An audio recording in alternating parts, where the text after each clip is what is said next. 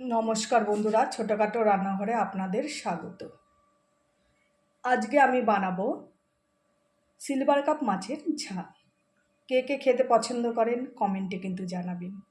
তা silver cup মাছটা প্রথমে আমি কেটে ধুয়ে পরিষ্কার করে নেব, আর সঙ্গে আছে ধনেপাতা আর টমেটো। মাছের ঝাল রান্না করব।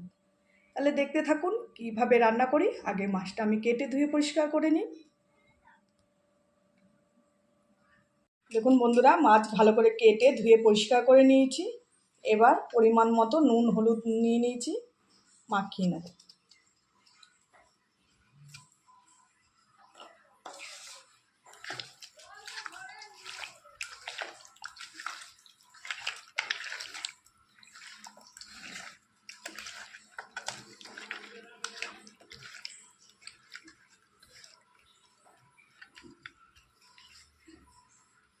ভালো করে নুন হলুদ মাখানো হয়ে গেছে। এবার এক এক করে মাছগুলো ভাজবো। প্রথমে আমি কড়াইটা বসিয়ে দেবো। এদিকে আমি কড়াই গরম করতে দিয়ে দিয়েছি। মাছ ভাজার জন্য দিয়ে দেবো পরিমাণ মতো তেল। আমি রান্নাটা সর্ষের তেল দিয়ে রান্না করব। তেলটা ভালো মতো গরম হয়ে গেলে এক এক করে মাছগুলো ভেজে নেব। তেল ভালো মতো গরম হয়ে গেছে, এবার এক এক করে মাছগুলো ভেজে নেব।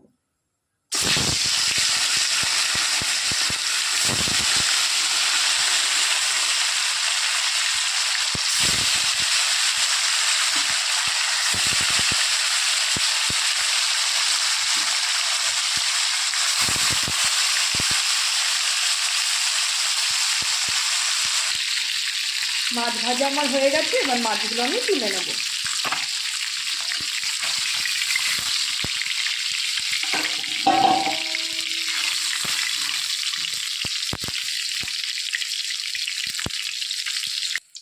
ওই তেলেই বাকি মাছগুলো আমি ভেজে নেব।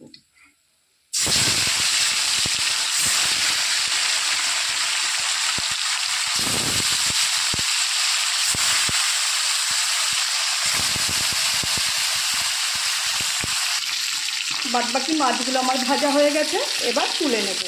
তুলে নেওয়ার পর মশলা, এই মাছে যে মশলাটা আমি দেবো, মশলাটা করে নেব। এখানে পেঁয়াজ আদা রসুন কাঁচা লঙ্কা আছে, মশলাটা আমি করে নেব একসাথে। সমস্ত মাছ আমার ভাজা হয়ে গেছে। ওই তেলেই ফোড়নে দিয়ে দেবো আমি গোটা গরম মশলা। এখানে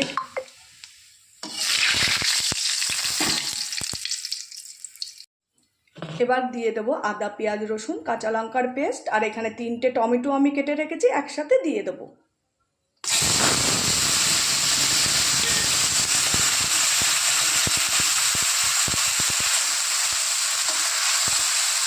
ভালো করে সমস্ত মশলাগুলো আমি ভালো করে কষিয়ে নেব।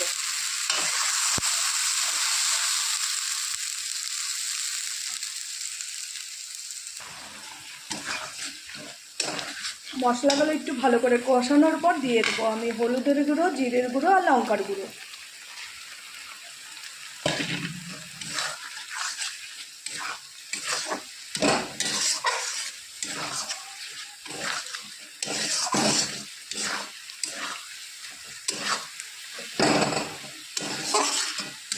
মশলাটা ভালো করে একসাথে কষিয়ে নেবো যতক্ষণ কাঁচা গন্ধটা না বেরোয়।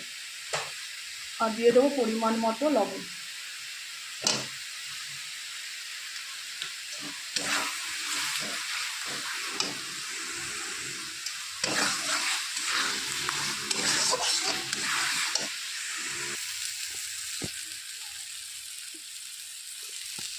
মশলা আমি ভালো করে কষিয়ে নিয়েছি, এবার দিয়ে দেবো পরিমাণ মতো জল।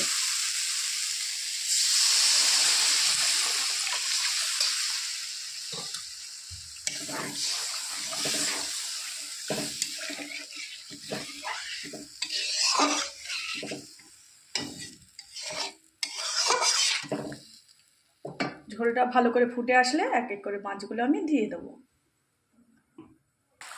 দেখুন বন্ধুরা, ঝোল টকবক করে ফুটছে, এবার আমি দিয়ে দেবো ভাজা মাছ।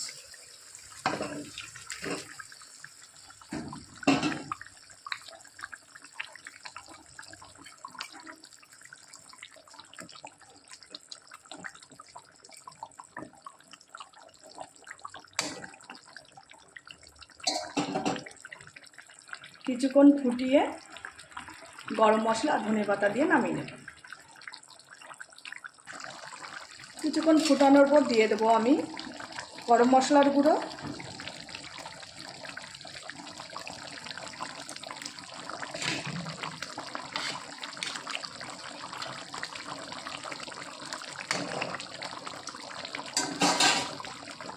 এবার দিয়ে দেবো ধনেপাতা কুচি আর নুন আমি দেখে নিয়েছি। এবার গ্যাসের ওভেন বন্ধ করে নামিয়ে নেব। এই হচ্ছে আজকের আমার সিলভার কাপ মাছের ঝালের রেসিপি। যদি ভালো লেগে থাকে একটা লাইক কমেন্ট শেয়ার করে দেবেন আর চ্যানেলটি সাবস্ক্রাইব করে দেবেন। আর অনেক অনেক বন্ধু আছেন আমার পাশে এখনও নেই, তারা কিন্তু অতি অবশ্যই আমার পাশে থাকবেন আর কমেন্টে জানাবেন রেসিপিটি কীরকম লাগলো। যদি রেসিপিটা ভালো লেগে থাকে অতি অবশ্যই কিন্তু কমেন্টে জানাবেন। নমস্কার।